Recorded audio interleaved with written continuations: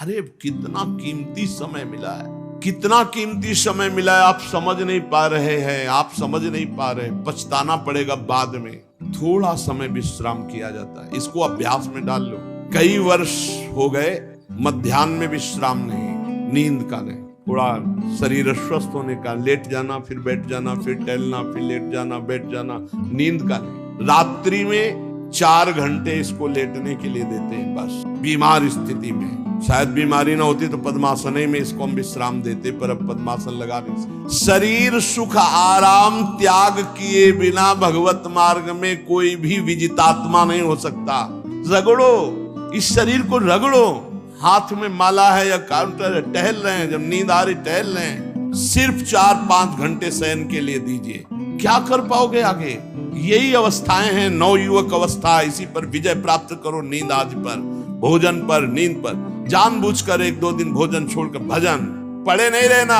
कोई जान न पावे कि आप भोजन नहीं किए। पूरी दिनचर्या ज्यों की त्यों होनी चाहिए। जिद्दी स्वभाव, परमार्थ के पथिक का जिद्दी स्वभाव, आराम त्यागी स्वभाव। और शरीर को जैसा बना लो प्रभु वैसे ही है, इसमें जड़ है, कोई अंतर नहीं पड़ता है। रात में सो, दिन में 4 घंटा सोने का अभ्यास बना लो, दिन में सोते रहो। अभ्यास है, चाहे जगने का बना लो चाहे सोने का। आधा आधा कवल रोज बढ़ाते चले जाओ, भोजन आते फैलती चली जाएंगी। आधा आधा कवल रोज कम करते चले जाओ। 24 घंटे में 400 ग्राम अन्न से स्वस्थ शरीर का पोषण हो जाएगा और वो क्रियाशील रहेगा। 400 ग्राम अन्न से काहे को बर्बाद कर रहे हो? आते बढ़ाते चले जा रहे हो। इसको कम करो, कम करो। भोजन 400 ग्राम अन्न से काम चल जाएगा। जिसे भगवत प्राप्ति के बिना आप जिया नहीं जा रहा, तब भगवत प्राप्ति होती है। ये शरीर सुख आराम के त्यागने की, हमें बहुत समय बर्बाद मत करो, समय बर्बाद मत। भोजन कर रहे हो, नाम जब चल रहा है, अंदर पद चल रहा है, कोई भी भोग तुम्हें नहीं फंसा सकता यदि भगवान नाम चल रहा है। समझी नहीं? भगवान नाम नहीं जब करना, बस मन मानी आचरण कर। बड़ी भारी आवश्यकता है शरीर सुख आराम के मिटाने की साधक को। जीवन भर इसी में लगे रहे, जीवन भर। जब से इस मार्ग में चले तो इसी पर है। नींद और भूख 2 पर भारी प्रहार रहा है, नींद और भूख। तो भगवान की कृपा से ऐसा, अब तो बहुत भारी रोग से ग्रसित है, लेकिन पीछे मुरारी शरण आए और कहा अल्ट्रासाउंड कराने चलना है। डॉक्टर ने बोला है तो आज कुछ खाना नहीं। हम कहा आज की बात कर रहे हो? 3-4 दिन से कुछ नहीं गया। जब डॉक्टर वहां देखा तो बोला बाबा पानी पे रहते हो क्या? जो वैसे किया, जानबूझ करके मधुकरी नहीं जाना, 3-4 दिन नहीं पाना। अब देखते हैं भजन कैसे होता है। और यह अभ्यास बचपन से, भूखे रह करके, सर्दी में, गर्मी में, बीमारी में, हर स्थिति में भजन नहीं छूटना, दिनचर्या नहीं छूटनी। शयन में जो तुम्हें सुख मिलता है वो तमोगुणी नींद का है। जागृत होकर भजन में अगर समय व्यतीत कर दो, हाँ, जीवन आनंद में। शरीर सुख आराम को नष्ट करने की जरूरत है साधक को। दिन में सोना बंद करो। जो रात्रि में जगते हैं वो सो सकते हैं आधा टाइम। सोने का टाइम 4 घंटे, तो 2 घंटे विश्राम कर लो। और रात्रि में ऐसी सेवाएं करो कि 1-2 घंटा उसमें विश्राम कर लो। 4 घंटे से काम। और जो रात्रि में चैन से सोते हैं, दिन में मत सो। दिन में टहलो, माला लो और अपने ही कमरे में टहलो, बंद करके कमरा, अपने ही अंदर टहलो।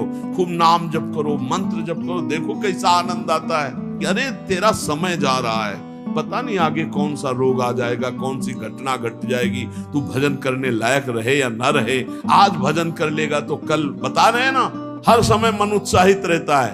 तभी हम कह रहे हैं कि भजन करोगे तो मरते दम तक तुम्हारा उत्साह नष्ट नहीं होगा। उत्साह संपन्न, कितना आनंद रहता है। मन से भगवत आराधना शुरू हो जाती है, मन से पाठ शुरू हो जाता है, मन से परिक्रमा शुरू हो जाती है। हमें लगना है।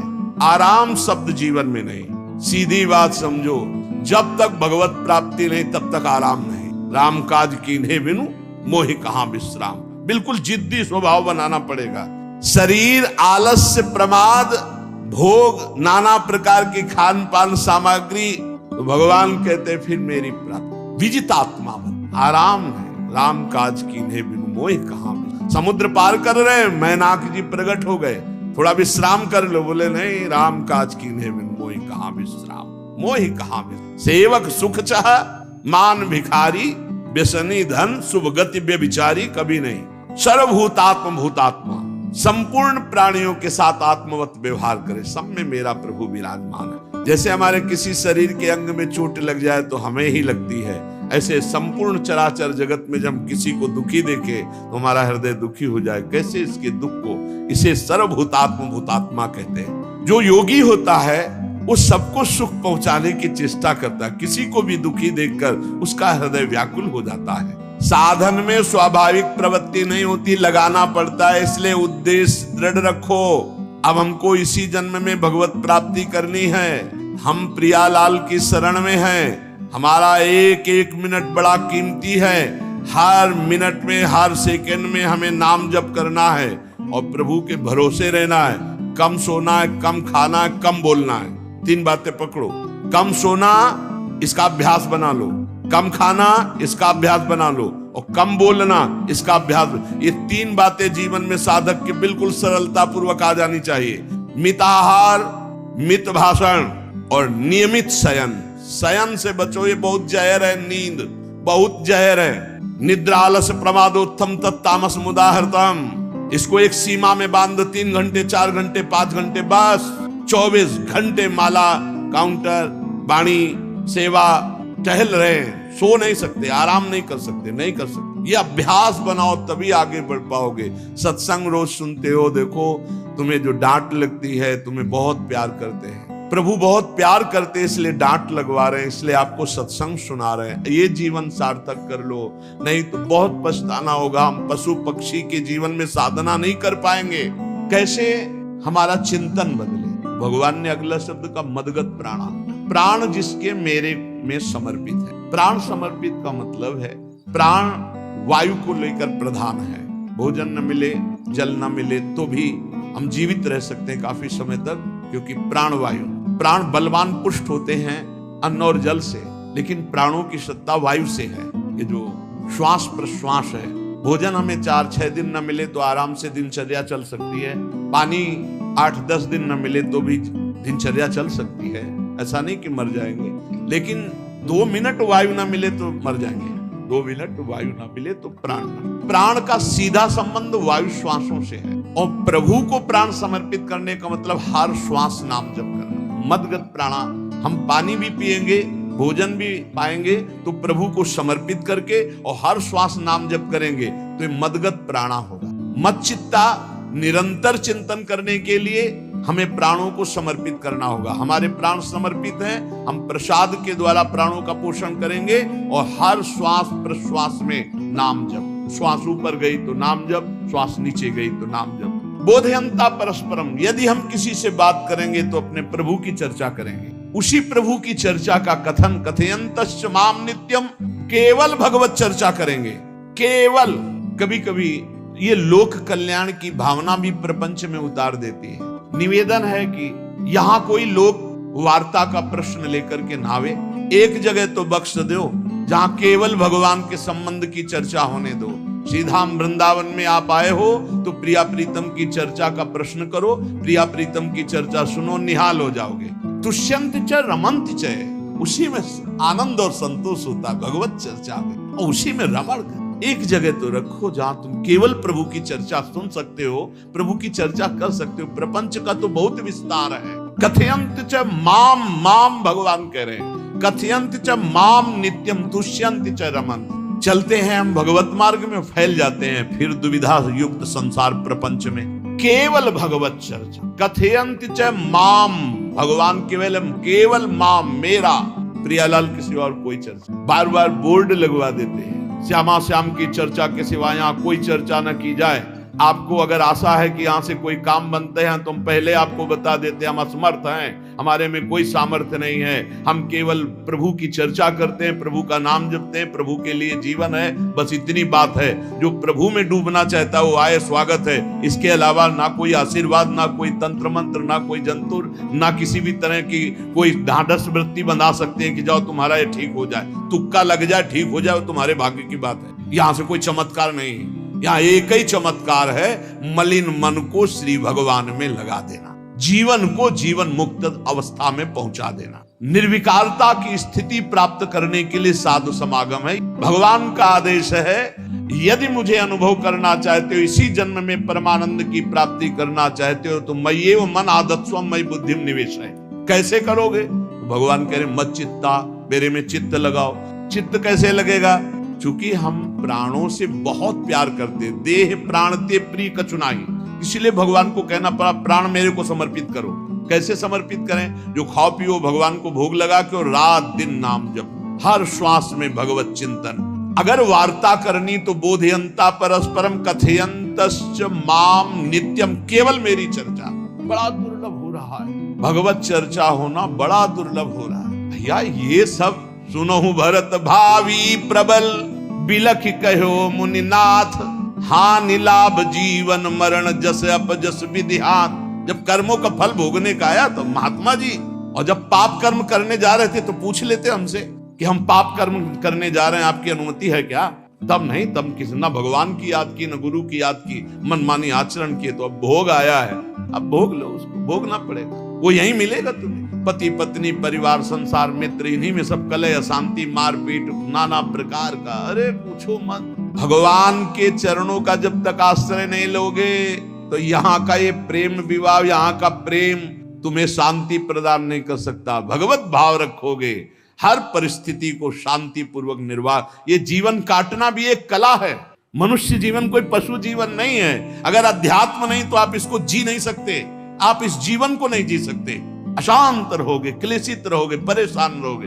जीवन की कला है द्वंद्वों में समता, संपूर्ण जगत में रहते हुए ममता रहित हो जाना, संपूर्ण क्रियाएं करते हुए अहंकार रहित हो जाना, अभी जीवन मुक्तता का आनंद आ जाए।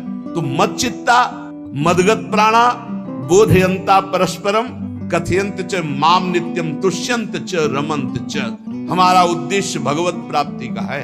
जो भगवत संबंध से भगवत प्राप्ति करना चाहता है उसके लिए दरबार खुला है, फ्री है, कोई फीस नहीं है, कोई शर्त नहीं है। तुम कौन हो, कहां के हो, कोई मतलब नहीं। आपका केवल संबंध भगवान के संबंध से वार्ता होगी तो यहां हो सकती है। इसलिए सावधानी होकर हमारे समय को निरर्थक ना किया जाए। बहुत कीमती समय, जब प्रश्न होता है तो फिर उस पर चर्चा करनी ही होती है। हमें सिर्फ भगवान का आदेश है, कथयंतश्च माम नित्यम तुष्यन्ति च रमन्ति च। उसी में संतोष करना, उसी में रमण करना है। हमारा भरण पोषण श्री प्रिया जी से होता है, किसी व्यक्ति से नहीं होता है। हमारे यहाँ श्री श्यामा श्याम विराजमान है, उनका पूरा जगत है। तुम्हारी बुद्धि में मेड़ है, भेदभाव है, उनके लिए भेदभाव नहीं। सब मम प्रिय सब मम उपजाए, तो हम अपने स्वामी के अनुसार चलेंगे। सब मेरे प्राणनाथ श्यामा श्याम के जन है। कोई भी हो, इतना ना छोटा ना इतना बड़ा, ना इतना प्रिय ना इतना अप्रिय, सब बराबर है। एक तरफ चाहे गुणात्मा, गुण से युक्त महात्मा, और एक चाहे दुरात्मा, दुर्गुणों से युक्त, दोनों को ऐसे दुलार करके श्री जी की तरफ बढ़ाने वाला मार्ग ये मार्ग यहाँ का है। कथयंत माम नित्यम तुष्यन्ति च रमन्ति तेषां सतत युक्तानां भजतां प्रीति पूर्वकम। जो सतत प्रेम पूर्वक मेरा भजन करता है, भगवान करे ददामि बुद्धि योगम तम, उसकी बुद्धि का योग मैं करा देता हूं। ये खास बात हुई, लगाने की चेष्टा हमने की मन बुद्धि को, और भगवान आकर मन बुद्धि में विराजमान हो गए। तेषामेवानुकंपार्थ महमज्ञानजं तमः नाशयात्म्यात्म भावस्थो ज्ञान दीपेन भास्वता। भगवान कृपा करके उसके हृदय में ज्ञान प्रकाशित कर दे। जब कोई सतत भजन करता है, प्राण प्रभु को समर्पित कर देता है, चित्त प्रभु में लगाए हुए प्रभु की चर्चा, भगवान उसके अंदर ज्ञान प्रकाशित कर देते, तो वो अनात्म भाव जो देह भाव था उसका नाश हुआ और वो भगवत भाव में स्थित हो जाता है।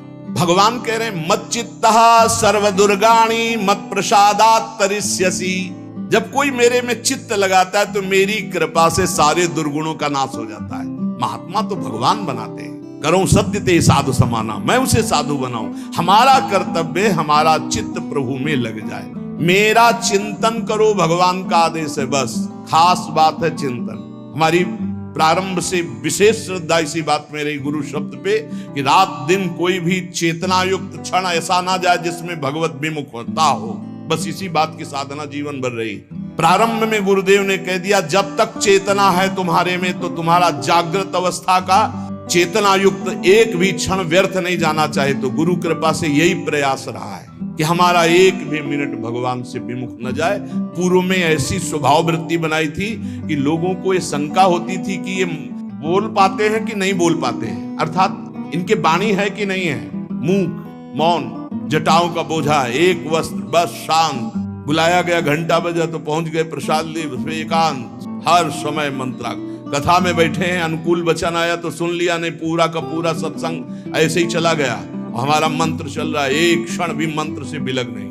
हमारा कर्तव्य है केवल चिंतन। चिंतन करोगे तो अभी मुक्त हो, अभी, परिणाम में नहीं। अभी हम राधा बोल रहे हैं, अभी प्राण निकले, अभी श्री जी के पास पहुंच जाएंगे। भगवान की कृपा का बल और साधन का तुम्हारा पूरा प्रयास, प्रयत्न। ध्यान रखो, दो से सिद्धि प्राप्त होती है, भगवान की कृपा का बल और आपकी पूरी साधना का प्रयास, प्रयत्न, कायरता नहीं। भगवान की कृपा का बल और तुम्हारा पूरा प्रयास, पूरा प्रयत्न। देखो, भगवान की दर्शन वृत्ति हृदय में जागृत हुई ध्रुव जी के पद को लेकर, कामना को लेकर। मैं भगवान का साक्षात्कार करूंगा, उनसे वरदान मांगूंगा कि मुझे सबसे श्रेष्ठ पदवी की प्राप्ति हो। चले, भगवान नारद जी मिले। पहला प्रलोभन, चलो अभी तुम्हें इस सम्राट पद पर नकार दिया। फिर भय, सांप हैं, बीछी हैं, जंगल के बड़े, और फिर यक्ष राक्षस, न जाने कौन कौन है। तुम अभी बालक हो, तुम्हें खा जाएंगे, तुम क्या तपस्या करोगे, क्या भजन? नहीं, इससे भी नहीं, कुछ भी हो, कदम वापस नहीं जाएंगे, अब तो हरि की प्राप्ति। तो गुरु मंत्र दे दी। 6 महीने बहुत ही देह भाव रहित होकर उच्च कोटि की साधना की। बालक होने पर यही मथुरा में, मधुपुरी में देह भाव रहित होकर के, क्योंकि जंगल में ऐसे ऐसे मच्छर बड़े बड़े ना, एक मच्छर मारे तो पूरा होश खराब हो जाए, पूरी चेतना जागृत। तो उस 5 वर्ष के राजकुमार के शरीर में कितने मच्छर चिपके रहे होंगे, क्या क्या भयावह। हमने तो सेनपुर में देखा, आसन लगाए बैठे, काला नाग सांप ऐसे फुसकार रहा है। पूरा दृढ़ निश्चय है कि अगर ये काटने का समय है तो काट लेगा, नहीं काटना तो बिल्कुल नहीं काटेगा, बैठे रहो। वैसे पास से निकल गए, छाती से भी निकल गए हैं। निश्चय कि अगर काटना है काट। सैकड़ों बिच्छू कभी ऐसे डंक नहीं मारा। और अगर काटना हो, मारना हो ना, तो बढ़िया महल में बैठे हो तो वहां जाके काट लेंगे। ध्रुव जी अपनी निष्ठा से कभी नहीं विचलित हुए। अब जब भगवान सामने आए तो आखिरकार 5 वर्ष के बालक घबरा गए। भगवान का तेज, भगवान का रूप, भगवान की महिमा। भगवान मुस्कुराए, कृपा दृष्टि से देखे, बल मिला, भगवान को देख पा रहे हैं। अब मन में आया कि मैं स्तुति कैसे करूं, क्योंकि कोई ज्ञान तो है नहीं। भजन किया, भगवान की प्राप्ति हो रही, लेकिन अब कोई ऐसा ज्ञान तो है नहीं जिससे भगवान का स्तवन करे। भगवान की तरफ देख करके कुछ कहना चाहते हैं, पर क्या भगवान को कहें ये ज्ञान नहीं।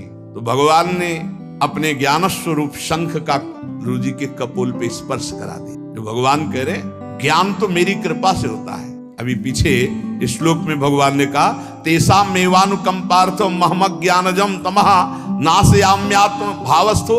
अनात्म भाव का ये जो आत्मस्वरूप, अनात्म देह में भाव आ गया है, इसके नाश का जो ज्ञान होता है ये भगवान की कृपा से होता है। जे भी संग छुआया दिव्य ज्ञान और भगवान की दिव्य स्तुति की। तो ये देखा जाता है कि भगवान की कृपा से ही साधक में दिव्यता आती है, दिव्य ज्ञान आते हैं। पर प्रयत्न अपना होना चाहिए।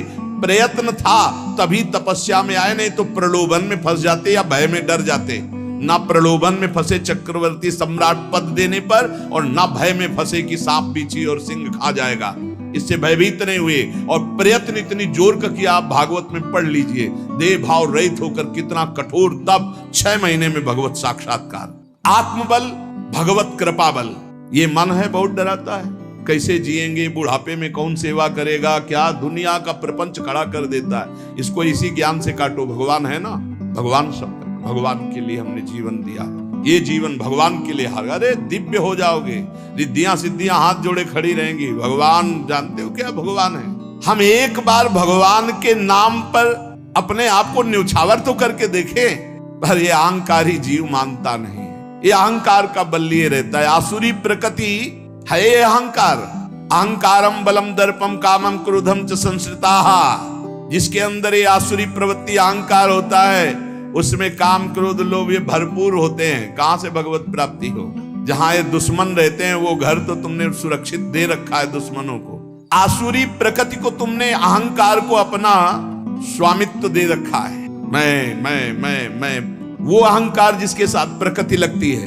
जब अहंकार और बढ़ जाता है तो ईश्वरोहम अहम भोगी सिद्धोहम बलवान सुखी। तरंग से समुद्र नहीं होता, समुद्र से तरंग होती है। हम जितने भी हैं सब तरंग हैं उस परमात्मा की। वायु विकार नष्ट हुआ, समुद्र में ही लीन हो गए, ये बात है। लेकिन एक तरंग समुद्र नहीं पैदा कर सकती। एक सूर्य चमक रहा, कोई बन के सूर्य दूसरा चमक के दिखाए? बहुत सावधानी से उपासना करो। ये अहंकार, भगवान कह रहे हैं, भगवान ये जो अहंकारम बलम दर्पम कामम क्रोधम च संस्कृता, इस अहंकार को नहीं मिटाया तो ये अनुभव कराने लगता है और चार बोलने लगते हैं कि आप तो भगवान हैं। तो धर्म सम्राट करपात्री जी इतने सिद्ध महापुरुष और विश्वेश्वर विश्वनाथ जी की स्थापना करके रात दिन आराधना, काशी में बड़े बड़े सिद्ध महापुरुष भगवान शिव की आराधना करते, बड़े बड़े सिद्ध महापुरुष भगवती अम्बा की आराधना करते। ये कौन सा ज्ञान प्रकट हो जाता है जो भगवत स्वरूपों का अपमान होने लगता है? मुझे यही समझ में नहीं आता। गुरु रूप से हमें शास्त्र के आचरण देने आए, मनमानी भ्रष्टाचार सिखाने नहीं आए। आज तक कभी कहीं भी भगवत स्वरूपों का अपमान महापुरुषों द्वारा नहीं हुआ। महापुरुष और भगवान में अंतर नहीं, पक्का मुझे विश्वास। हम तो चराचर जगत को भगवत स्वरूप मानते हैं, लेकिन आचरण कराने के लिए आचार्य गुरुदेव जैसे चले हैं वैसे ही चलना होता है। सदैव संतों ने अपने को अधम और तुच्छ और नीच कहा है। हनुमान जी जैसा कोई ज्ञानी महाबली, कोई त्यागी, कोई ब्रह्मचारी बैरागी, हनुमान जी जैसा कोई त्रिभुवन में द्वितीय हुआ हो तो बता दो। अतुलित बलधामम हेम शैलाभदेहम दनुजवन कृशानुम ज्ञानिनाम अग्रगण्यम। अरे जय गिर चरण दे हनुमंता चले सुगा पाताल तुरंता। हजार हजार को पकड़ के कछु मारिस कछु मर्दिस कछु मिले से धरि धूरी। विभीषण जी से कैसे परिचय बता रहे हैं? प्रात ले जो नाम हमारा तेहि दिन ताहि ना मिले आहारा। असमय अधम सखा सुनु मोहु पर रघुबीर। क्या दैन्यता का स्वरूप हनुमान जी। भगवान से जब हनुमान जी मिल रहे तब उनसे प्रभु आप पूछ रहे हो कि नाथ एक में मंद मोह बस ज्ञानी नाम अग्रगण्यम। एक में मंद मोह बस कुटिल हृदय अज्ञान पुनि प्रभु मोहि विसारेऊ दीन बंधु भगवान। जय प्रणतारित भंजन चरणों में लौट गए हनुमान। सबरी जी भगवान सामने बैठकर स्तुति करते हैं। जो नवधा भक्ति है वो उपदेश नहीं है, सबरी जी की स्तुति है। ये सब भक्ति सबरी जी में विराजमान, क्योंकि उसी समय सबरी जी भगवत धाम जाती है तो उपदेश तो उसको दिया जाता है जो आचरण में उतारे। सबरी जी तो सिद्ध महापुरुष अभी भगवत धाम जा रही भगवान के सामने। वो क्या कहती? अधम ते अधम अधम अति नारी तीन मह में मति मंद अघार।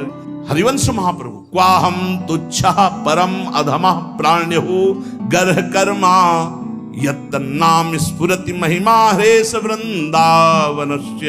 इन सब बड़े बड़े आचार्य महापुरुषों ने भगवान की दास्ता स्वीकार करके जीवन अर्पित करके आचरण करके दिखाए।